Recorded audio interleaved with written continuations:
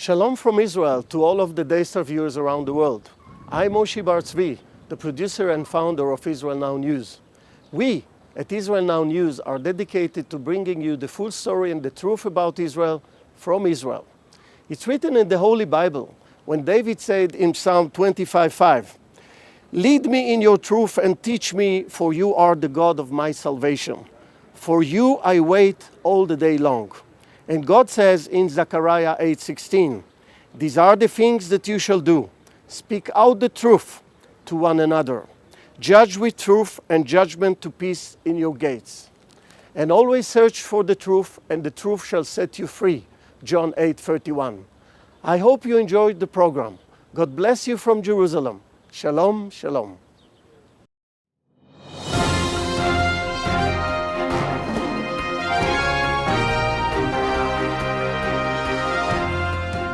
Welcome to Israel Now News. I'm Yochanan El-Rom. And I'm Erin Viner.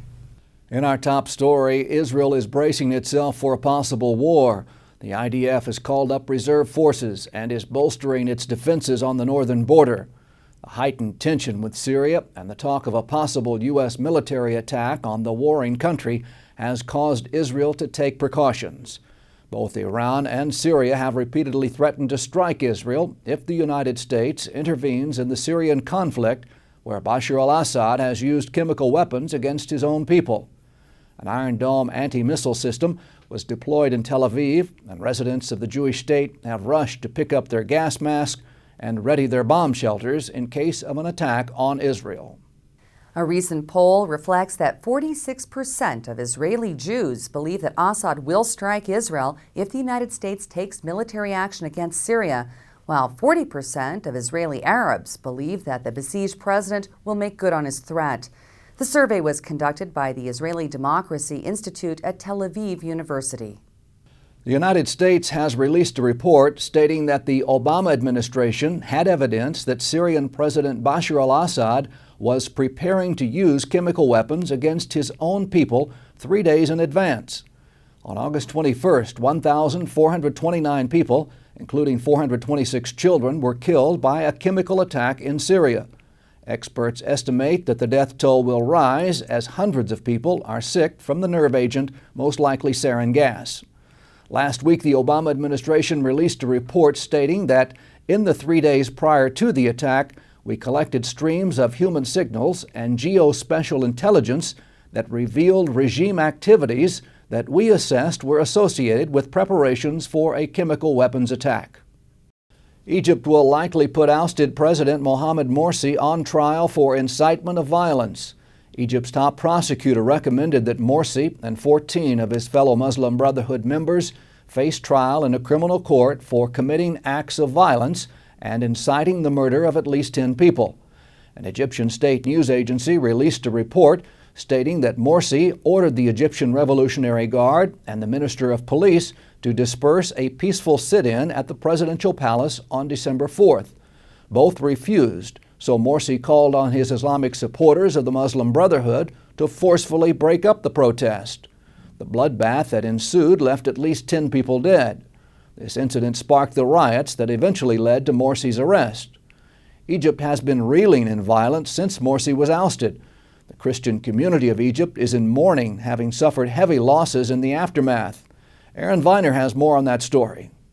Violence against the Christian community is continuing in Egypt, where members of the Muslim Brotherhood have been systematically murdering Christians and destroying their houses of worship. To date, 82 churches have been burned, and dozens of Christians have been killed in the streets of the Arab Republic. Reporting on the issue has largely been neglected by local media outlets, which are instead focusing on the overall violence raging across Egypt. Israeli security services have foiled a terrorist attack planned to take place during the high holidays. According to a statement released by the Shin Bet security service, members of Hamas were in the final planning stages of a major terrorist attack on Jerusalem's Mamilla Mall. The investigation led authorities to an explosives lab in Ramallah and to 2 suspects who were planning to detonate the bomb during the high holy days when the popular location would be packed with visitors. The The statement said that during questioning, members of the terror cell mentioned other plans to carry out additional attacks, including harming IDF soldiers by booby-trapping homes in Ramallah and attempts to acquire handguns to fire on IDF soldiers at the Hizmi checkpoint northeast of Jerusalem. Palestinian Authority leader Mahmoud Abbas has announced that Palestinians will vote on any peace accord that he forges with Israel. Speaking at the opening event of the Fatah Revolutionary Council in Ramallah, Abbas said that the issue of peace with Israel will be put to a public referendum. The rival Palestinian Hamas terror organization, which controls the densely populated Gaza Strip, continues to oppose Abbas and his Fatah party, leading analysts to speculate over whether Abbas has the authority to negotiate on behalf of the Palestinian people when a large percentage of the population is loyal to his opponents. As we reported last week, Hamas officials have repeatedly stated that they will oppose any peace deal formed by Abbas and Israel. Israeli Aerospace Industries has successfully launched its largest and most sophisticated communication satellite. The Amos 4 is set to be operational within 2 months. Yaakov Peri, the Israeli Minister of Space and Technology, said this project is critical to Israel's security. He said the Israeli Space Agency is expanding its activity substantially, and the launching of this satellite is another landmark in the course the State of Israel has embarked on, becoming one of the top 5 countries in the field. He went on to say that the successful launch proves once more that for Israeli technology, the sky is no longer the limit. Israeli Prime Minister Benjamin Netanyahu expressed his pride to the Israeli cabinet. He said, "I would like to take this opportunity to congratulate Israel Aerospace Industries and Spacecom Satellite Communications Limited for the successful launch of the Amos 4 satellite." More than 3,300 Israeli high school graduates have begun preparatory programs for their compulsory military service. The Director General of one of the largest of these courses, Yossi Eldar, said that the participants in the pre-army program represent a strategic asset for the future of Israeli society, and that the primary mission is to prepare young adults to take on meaningful leadership roles in the IDF, while it is equally important that they eventually become active leaders in Israel's civil society after their national service. As Jews around the world welcomed the new year 5,774, the State of Israel surpassed the 8 million mark. The Central Bureau of Statistics reported that Israel grew by 148,000 inhabitants over the past Jewish year. Nearly 17,000 Jews immigrated to Israel this year, and 160,749 babies were born in the Jewish state.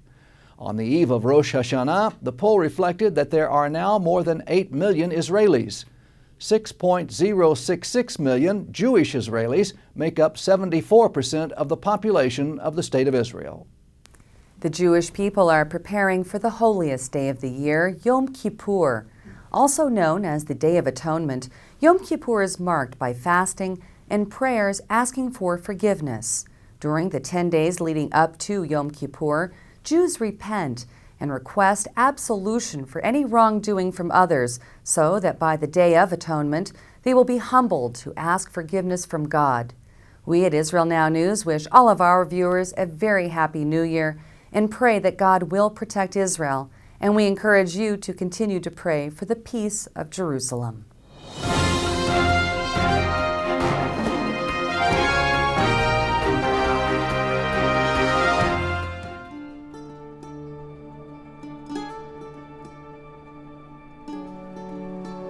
This is Jerusalem, Israel's capital city. It's an ancient and modern treasure that is beyond belief.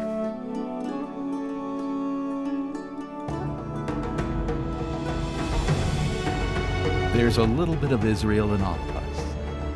Come find the Israel in you.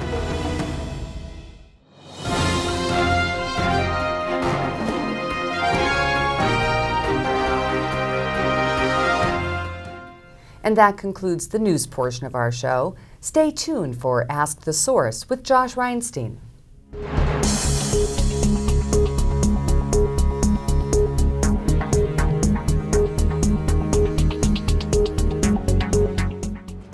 Hello and welcome to Ask the Source. I'm your host, Josh Reinstein, and we're here in yet another beautiful day on our rooftop studio in Jerusalem.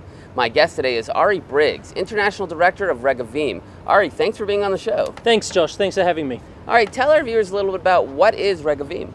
Regavim is a non-government organization, NGO, that was established in 2006 to look after the land that we understood was being stolen from underneath us by various different elements. And what we do is the research, and then we report on that research to the authorities and try and convince the authorities that they enforce the laws of the land.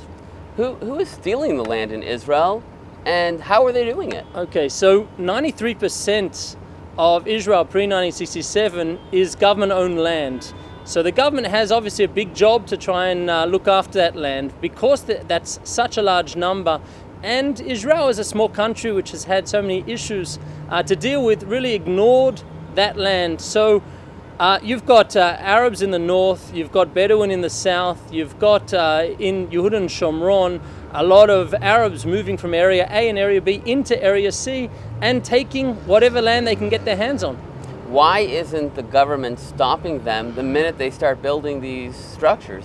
Okay, so first of all, we've got a situation where it has reached a critical mass already. There are at least 2,000 new structures built illegally in the Negev each year. Total today, you've got around 30,000 structures in Yehuda and Shomron. You've got overall in the country around 100,000 illegal structures, some of which have demolition orders on them, some of which don't. That is a number that just can't be dealt with on a one-by-one basis. We saw 2 weeks ago in Wadi Ara a house that was knocked down. It received its demolition order 37 years ago. For 35 years it was ignored. Every time the police wanted to go in there, ordered by the courts, there was a stop order on it because the owner went to court. Time after time after time it was stopped. In the end it was destroyed, demolished 2 weeks ago after Regavim got involved and pushed for 2 years to get it demolished. And 1,500 people came out and rioted. They closed down the schools for a day. They closed down all commercial business activities for 2 days. This is what happens when you try and demolish one house. Can you imagine trying to do it with this large number that really exists here in Israel? But it seems like there's two laws. There's a law for Jewish citizens and there's a law for everyone else. Because if I were to build a balcony on my house illegally, they would tear it down in a minute. Yeah. How is that possible in the Jewish state of Israel? Yeah, so Josh, don't get me wrong. There are Jews that will try and build a patio, a balcony, add something onto their house, but pretty much immediately they'll get a letter from the local council telling them that we've caught you doing something illegal. We're telling you to knock it down as soon as possible. We're fining you a significant fine, and because you've done something illegally, we're going to send over the inspectors to check the rest of your place to see what else you've done illegally. Now that happens immediately, and that letter has a large effect on the Jewish population in this country. They will immediately pull back, start fixing things up. They don't want to be caught. They don't want to have the fine. They don't want to have to go to court and have potential charges drawn against them. The difference is, with the Arab population, they're already passé to those type of letters. They don't mean anything to them, and they know the law is not going to be enforced against them. Why isn't the law enforced against them? Okay, so we have a situation in Israel where you've got a system. While, let's say, we were building a country, at the same time there was the academia, the bureaucracy, government bureaucracy, and the court system was taken over by this liberal environment that had this belief that the minorities in this country were badly done by, because this was going to be a Jewish country and building a fine Jewish country here, but you've also, of course, full rights for minorities are protected and enforced, but they're given a freeway, they're given a, let's say, get out of jail free pass in terms of law enforcement.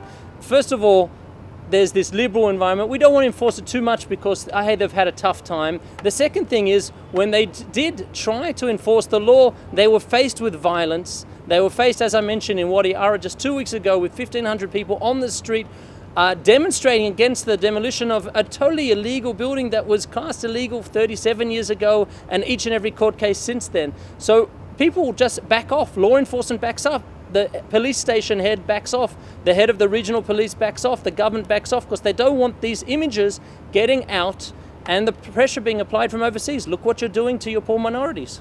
You know, you guys have been instrumental in trying to push a legislation in the Knesset, in the Parliament of Israel, to try to stop this illegal activity. Tell us a little bit about the law. We've been involved in a lot of laws, Josh. This recent one was trying to settle the Bedouin in the Negev, get them off illegally grabbed land into developed areas, and the government is planning to put billions of shekels into developing the Negev to raise the socioeconomic status of the Bedouin there. But the first thing to do, to offer the services, to give the services that every citizen in our state expects: the water, the sewerage, electricity, the schooling, the hospitals. They need to be in an area that this can be offered. And this law we've been involved in. We're trying to get some amendments put in as well, because it doesn't have the law enforcement, doesn't have the teeth to actually enforce what it's trying to achieve, which is to redevelop the area, make sure the Bedouin are getting those services, and offering all 100% of those Bedouin with the services they expect from a Western society. All right, there are literally tens of millions of people watching this show. What message do you have for our viewing audience?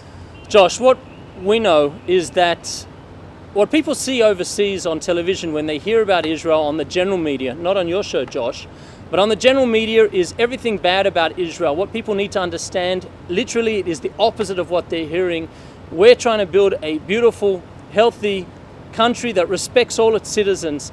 And to do that, we need to enforce laws. We need to have equal application of the law for every single person in the country. And that's what we're pushing for. And we hope that your viewing audience understands that that's what it's about, is applying the law equally. So please take a look at our website, see what we're doing, follow us up on Facebook, and things should go well.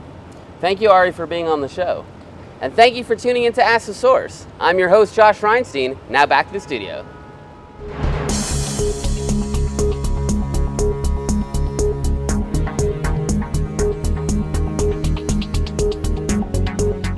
More than 1 million Jewish children have been killed by abortion in Israel since 1948. Israel is currently engaged in a demographic war for its very survival as a Jewish state. Imagine what a difference 1 million more Jews would have made for Israel. Friends of Efrat saves the lives of thousands of children every year by providing support to pregnant women in distress.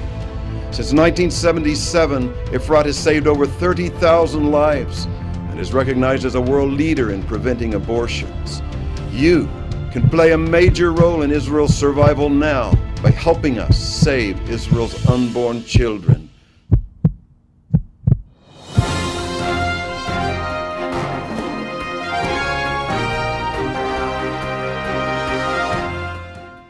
Up next, shining light from Israel.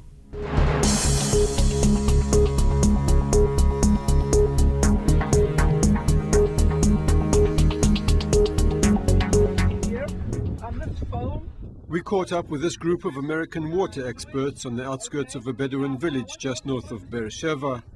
They were closely examining the flow of sewage in a river that flows from the Palestinian town of Hebron into the northern Negev. Professor Clive Lipchin of the Arava Institute for Environmental Studies told the visitors that a plan is being developed to bring the sides together to treat the polluted water for the benefit of all. A watershed approach which includes everybody in the river, whether it be Israeli or Palestinian, Jewish or Arab, Bedouin and so forth, to engage together, because we're all part of the system and we all have either to benefit from what's going on or to be negatively impacted. The group, which included several high-ranking US federal and Arizona state officials, were in Israel to study Israeli methods of water management. There's an awful lot that people from Arizona can learn from Israel. For example, we have issues of dry rivers that only flow when it's raining and flooding, or rivers that all they have in them might be treated wastewater. We have dry areas, very little rain. And so looking at how wastewater is treated, stored, reused, that's something we can learn a lot about. Arizona, which is home to 6 million people, is almost totally dependent on the Colorado River for its water supply. It's a mighty river which is nevertheless quickly drying up. To add to the problem, cities in Arizona, such as Tucson and Phoenix, rank among the fastest growing population centers in the United States. We just finished a 2-year-long process, the Water Resources Development Commission, where we looked at existing supply and future demands, and there's a great shortage of water in Arizona. The visitors were looking for solutions to avoid the risk of future catastrophe brought on by severe water shortage. During their 10-day tour, they visited Israel's national water carrier and a desalination plant. They were surprised to hear that 90% of Israel's agricultural produce is watered by drip irrigation, as opposed to 5% in the United States. And they studied Israeli methods of treating wastewater, which enables almost all of the country's sewage to be recycled and reused for agricultural irrigation. The visitors were clearly impressed by what they saw. One of the most enthusiastic participants of the tour was Clarksdale Mayor Doug van Gussig. You know, what I've learned is that almost anything is possible. What I see in Israel is that people are doing projects that we could never do in the United States right now for either political or financial or social or cultural reasons. They become very difficult, and I shouldn't say never, because what I learned in Israel is that you can do these things and that it's important that we do them. The tour ended with a typical Israeli tree planting ceremony. There's plenty of moisture down there, isn't there?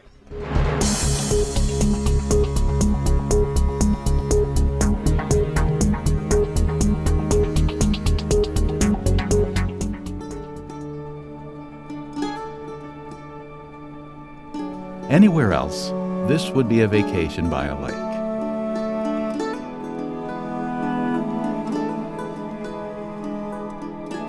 But this is the Sea of Galilee.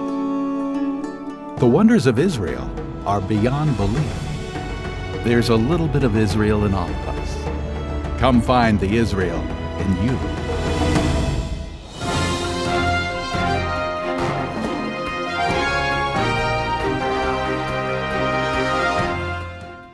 Please stay tuned for the ICEJ report from the International Christian Embassy, Jerusalem.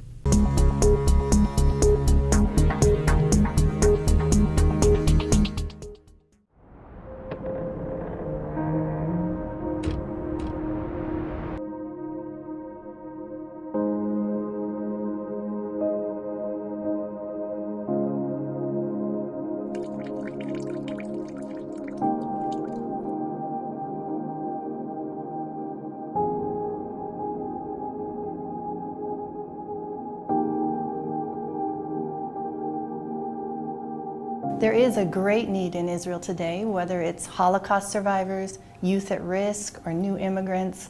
Our vision is to build relationships, to foster reconciliation, and to reach out with God's love by responding to the social needs that come across our desk every single day. Through the projects that we do, we hope to provide a better future for the people of Israel and to reach out with hope to those who need it most.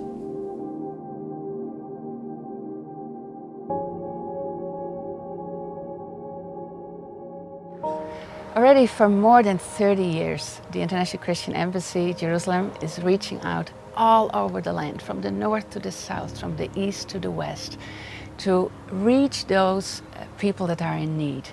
And these people are, of course, the Jewish people who live in this land. But we've also been reaching out to the Christian Arab, to the Muslims, to the Bedouin, and to the Druze that are part of the population of Israel.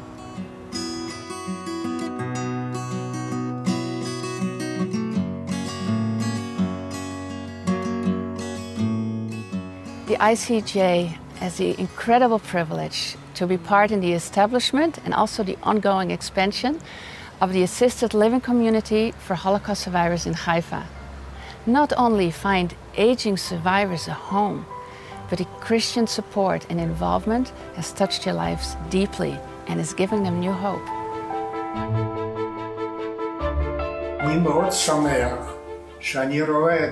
I'm very happy when I see people who come, Christians from around the world who come to visit us. They're interested in how we live and they help us. I'm very happy when I see them. It reminds me of my youth. It does something good to my soul. It makes me very happy and I appreciate those who come. They truly deserve a thank you from the Jewish people to know that there are still good people in the world.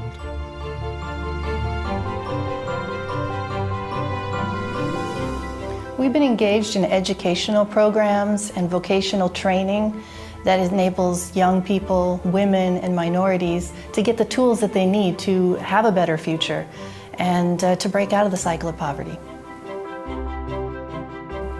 Do you know what does it mean to be an educated person in the Ethiopian community? It's a big professor. They saw their expectation is they can change their whole life. Here, we come here, the reality is different. You have to be educated one, to manage your family and to grow your children, to be successful, to keep the country.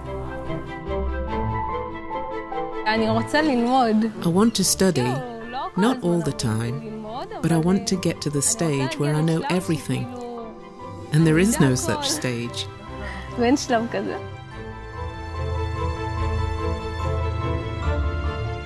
We've been excited to reach out to the children of Israel through various projects. 2 of them were children's homes, where the kids who live in these homes have been removed from their own families for various reasons. Could be because they're orphaned, or they went through some sort of trauma, or other family difficulties. But the first home, the dormitories were in very, very bad disrepair, and we were able to remodel this home and make it a wonderful living space for the children. And in the other, the children had no place to play, and so we were able to put in a new playground for them and help them just rediscover the joys of their childhood. You just learned about some of the projects the International Christian Embassy is carrying out here in Israel. And I want to personally invite you to partner with the Christian Embassy to bless the Jewish people like never before. We are your embassy here in Jerusalem, and may the Lord bless you greatly out of Zion.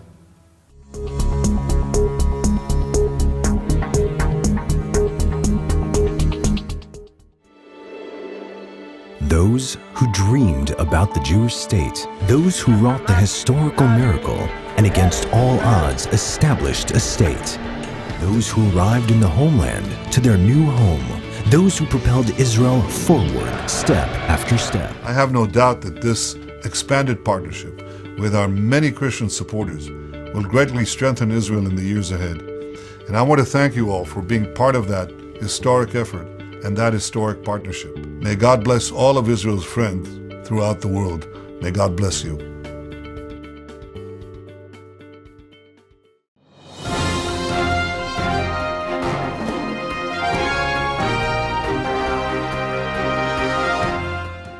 That's all for this edition of Israel Now News. I'm Yochanan El-Rom. And I'm Erin Viner, reporting from our studio in Jerusalem. Please join us again next week for all your Israel updates.